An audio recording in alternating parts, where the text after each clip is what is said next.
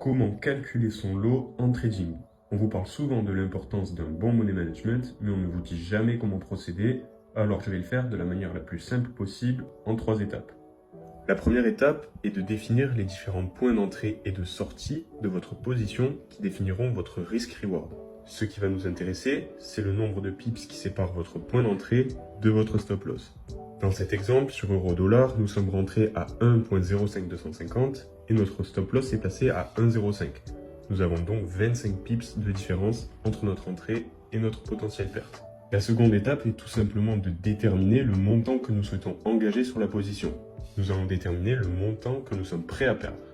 Personnellement, je risque 0,25% si je suis en drawdown et jusqu'à 1% maximum lorsque ma comptabilité me le permet. Partons donc sur l'idée que vous avez un capital de 10 000 € et que vous souhaitez risquer 0,5% sur ce trade. Le calcul nous permet de déterminer que le montant que vous souhaitez risquer est donc de 50 €. La troisième étape va consister à calculer le lot. Nous sommes sur euro-dollar comme nous avons pu le voir, donc du forex. En forex, je sais qu'un mini lot, soit 0,10, correspond à 1 € pour 1 pip. J'ai 25 pips jusqu'à mon SL et je souhaite risquer 50 €.